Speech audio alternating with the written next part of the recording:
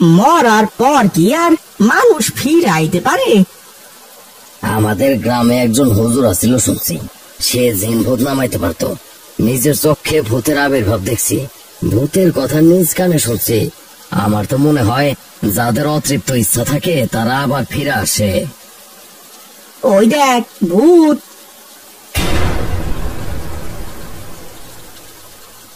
আর এইটা তো কোনো ভূত না, একটা মানুষ। কিন্তু এই লোকটা দুর্যোগের রাতে এমন বেশে গ্রামের শেষ দিকে যাচ্ছে কেন? ও ভাইয়া, শুনছো? এই যে এইদিকে এইদিকে। ওই দিকটাই আমার বোনের বাসা। কিন্তু ওই দিকে তো পুরাতন কবরস্থান। মাহিন ভাই, ও মাহিন ভাই, বাড়িতে আছো? কি ব্যাপার চাচা, এত রাতে কোনো সমস্যা? সমস্যা তো একটা আছে, কিন্তু কিভাবে যে শুরু করি। আসলে আমি একটু আগে থানা থেকে ফিরলাম। ছেলেটা আত্মহত্যা করার পর তাড়াহুড়ো করে দাফন করে ফেলেছিলাম, কিন্তু কে যেন থানায় খবর দিয়েছে। দারোগা বাবুর সাথে কথা বলে আসলাম, যত তাড়াতাড়ি সম্ভব লাশ থানায় নিয়ে যেতে বললেন। পোস্টমর্টম করতে হবে। কিন্তু চাচা, এই ঝড় বৃষ্টির রাতে আপনি লাশ তুলবেন কিভাবে? লাশ তোলার জন্য থানা থেকে লোক এসেছে, এতক্ষণে মনে হয় তোলা হয়েও গেছে। তুমি আর দেরি করো না বাবা। ঘড়ির দিকে তাকিয়ে দেখি রাত 9টা। গ্রামগঞ্জে রাত 9টা মানে গভীর রাত বললে ভুল হবে না। চাচাকে সাথে নিয়ে তাদের বাড়িতে গেলাম। দেখলাম একটা চটের পাটি দিয়ে লাশটাকে পেঁচিয়ে রাখা হয়েছে। লাশটাকে দেখা মাত্র একটা ধাক্কা খেলাম। এমন ভয়ঙ্কর লাশ আমি আগে কখনোই দেখিনি। লাশের মুখ বিকৃত, দেখে মনে হচ্ছে চোয়াল দুটো ভেঙে গেছে। চোখের জায়গায় কালো দুটো গর্ত, চারদিকে বিশ্রী দুর্গন্ধ ছড়াচ্ছে। এক মুহূর্তের জন্য আটকে উঠে সরে গেলাম। মানে চাচা, বলছিলাম লাশের অবস্থা তো খুবই খারাপ। এটা কতদিন আগের মরা? প্রায় 20 দিন হয়ে গেছে। এখন আইনি জটিলতার জন্য নিয়ে যেতে হচ্ছে। বুঝলাম, তবে আমার পক্ষে এই লাশ একা নিয়ে যাওয়া সম্ভব না। আপনারা কয়েকজন দয়া করে চলুন আমার সাথে। ঠিক আছে বাবা, তুমি তোমার হেল্পারকে ডেকে নাও, আর আমরা 3 জন লাশের সাথে পেছনে বসছি। সবাইকে অ্যাম্বুলেন্সে চাপিয়ে এই দুর্যোগের রাতে যাত্রা শুরু করলাম। গাড়ি চলছে অন্ধকার রাতের বুক চিরে। কিছুক্ষণ যাওয়ার পর বৃষ্টি কিছুটা ধরে এলো, কিন্তু ঠান্ডা বাতাস যেন জেগে বসেছে। চারিদিকে শুনশান নীরবতা, মাঝে মাঝে দূর থেকে শিয়ালির ডাক ভেসে আসছে। গ্রামের সীমানা অতিক্রম করতে করতে রাত তখন 11:30। রাস্তার দুধারে আবাদি জমি, রাস্তার পাশে বড় বড় গাছ। ঘটঘটে অন্ধকারের মধ্যে অ্যাম্বুলেন্সের আলোয় একটা মায়াবী আলো আধারী পরিবেশ তৈরি হয়েছে। গাড়ির বেগ তখন আনুমানিক ঘন্টায় 85 কিলোমিটার। এমন সময় জোরে একটি শব্দ করে গাড়িটা কেঁপে উঠল। মনে হলো একটি ভারী কিছু গাড়িটার উপর পড়েছে। গাড়িটার গতিও কেমন যেন অনেকটা কমে গেল। কি হলো? কি হলো ভাই?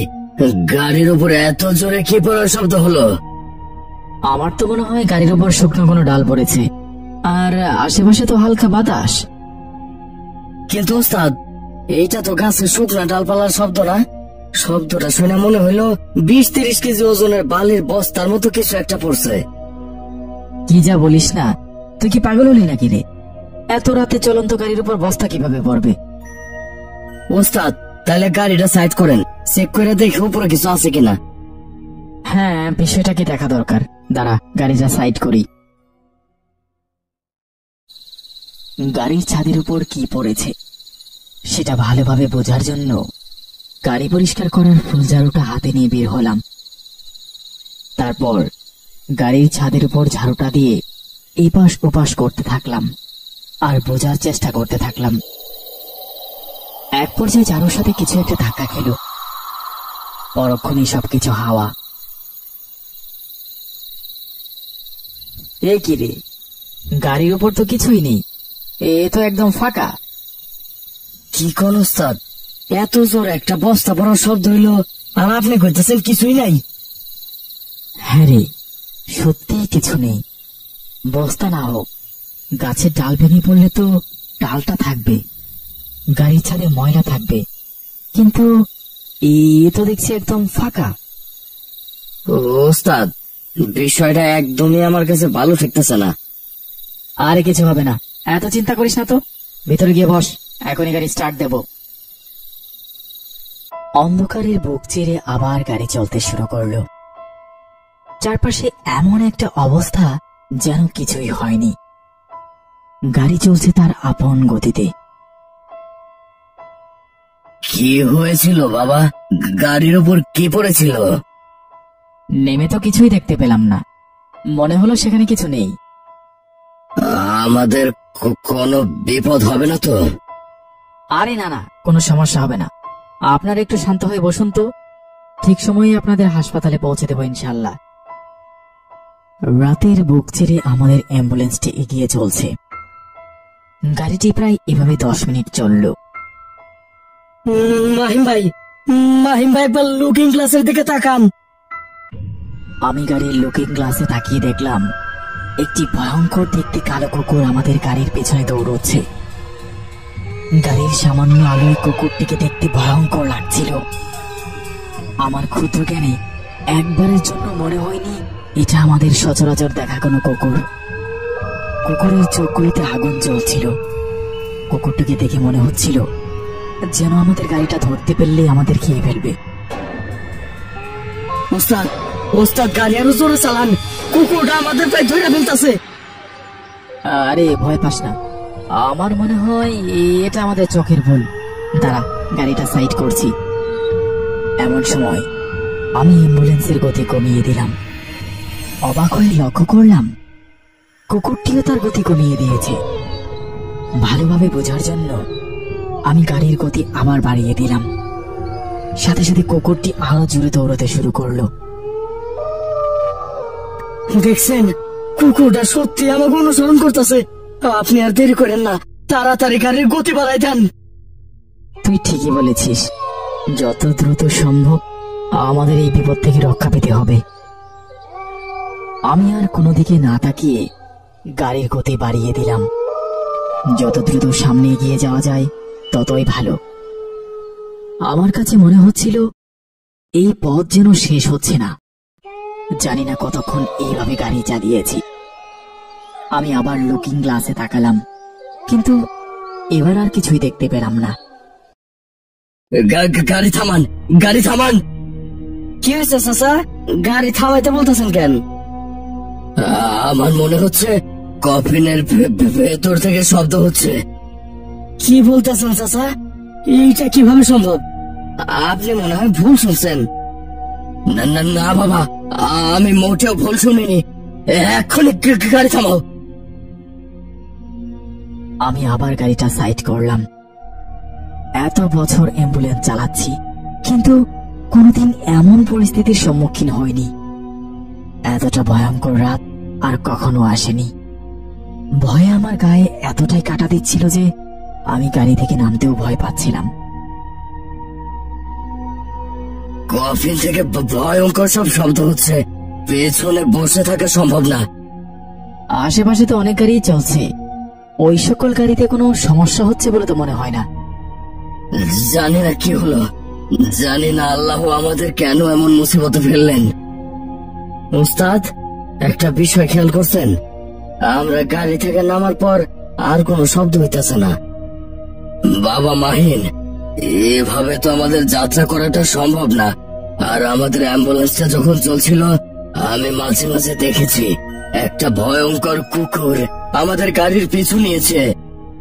হ্যাঁ হ্যাঁ চাচা, আমিও দেখেছি, কিন্তু কিন্তু আমার মনে হলো আপনারা ভয় পেয়ে যাবেন, সেজন্য আমি আপনাদের কিছু জানাইনি। সবাই চোখে মুখে পানি দেন। এখন যেহেতু কোনো শব্দ শোনা যাইতেছে না, তাইলে এখন আল্লাহর নাম নিয়ে বাইর হয়ে পড়ি। চোখে মুখে পানি দিয়ে আমরা সকলেই মনে ভরসা নিয়ে আবার যাত্রা শুরু করলাম। ঠিক আগের মতোই বেশ কিছুক্ষণ পরিস্থিতি শান্ত ছিল, কিন্তু একটা ব্রিজ পার হবার পর পরিস্থিতি আবার খারাপ হতে শুরু করলো। এবার কফিনের ভেতর থেকে জোরে জোরে শব্দ আসতে থাকলো। মনে হলো কফিনের ভেতরে জীবন্ত কিছু একটা আছে, সে কফিনটা ভেঙে বাইরে বের হতে যাচ্ছে। অ্যাম্বুলেন্সের ভেতর এমন এক অস্বাভাবিক পরিস্থিতির সৃষ্টি হলো যে সকলের মনে হলো আজ আর জীবন্ত বাড়ি ফেরা হবে না।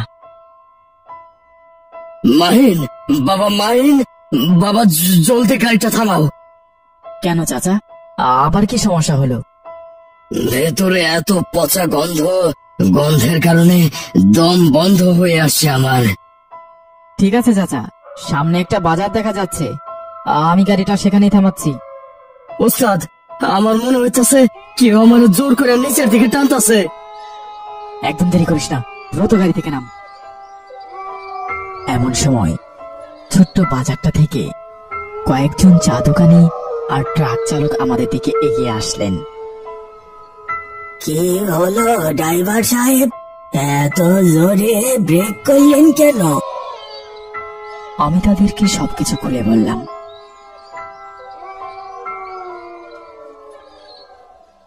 সত্যি খুব ভয়ঙ্কর বিষয়।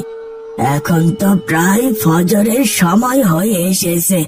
আপনারা আসুন, আমার দোকানে বসুন। ফজরের আজানের পর যাত্রা শুরু করলে আপনাদের হয়তো আর কোনো সমস্যা হবে না। তারপর আমরা সেখানে অপেক্ষা করতে লাগলাম। একটা সময় দূর থেকে মসজিদের আজানের ধ্বনি শোনা যাচ্ছিল। তখন কয়েকজন ট্রাক ড্রাইভার সাহস করে অ্যাম্বুলেন্সটির দিকে এগিয়ে যায়। কফিনের ঢাকনাটা ভালোভাবে লাগিয়ে দেয় তারা। দিনের আলো কিছুটা স্পষ্ট হওয়ার পর আমরা হাসপাতালের উদ্দেশ্যে যাত্রা শুরু করলাম। হাসপাতালে পৌঁছানোর পর কোন রকমে কফিনটা নামিয়েই আমি আর আমার সহযোগী দ্রুত সেই জায়গা ত্যাগ করলাম। এমন একটা ভয়াবহ অভিজ্ঞতার পর বেশ কিছুদিন আমি আর অ্যাম্বুলেন্স নিয়ে বেরোইনি। আমার মনে হয়েছিল সবকিছু আবার আগের মতো স্বাভাবিক হয়ে গিয়েছে, কিন্তু আমার ধারণা সম্পূর্ণ ভুল ছিল। ওস্তাদ, একটা বিষয় খেয়াল করছেন? কয়েকদিন যাবত আমরা তো কোনো মৃত ব্যক্তির লাশ বহন করি নাই, কিন্তু সেই রাতের দুর্গন্ধটা এখনো কেমন জানি আমাদের গাড়ির মধ্যে রয়েছে। হ্যাঁ রে রতন, তুই ঠিকই বলেছিস, সেটা আমার কাছে মোটেও স্বাভাবিক লাগছে না। ওস্তাদ, গাড়িটা দাঁড় করান, চলেন ভালোভাবে গাড়িটা পরিষ্কার করি। হয়তো গাড়ির কোথাও ময়লা লেগে আছে, তার জন্যই হয়তো এত বিশ্রী গন্ধ ছড়ায়। বলছিস? ঠিক আছে, চল। কিন্তু আমরা অবাক হয়ে লক্ষ্য করলাম গাড়ির কোথাও কোনো কিছু নেই, সবকিছু একদম পরিষ্কার চকচকে। আমাদের সাথে এমন হতেই থাকলো। গাড়ি যখন চলে তখন সেই গন্ধটা আমরা পেতে থাকি, কিন্তু যখনই গাড়িটা থেমে যায় তখন সবকিছু স্বাভাবিক। কোন রকম গন্ধ বা অস্বাভাবিক কোনো ঘটনা আমাদের চোখে পড়ে না।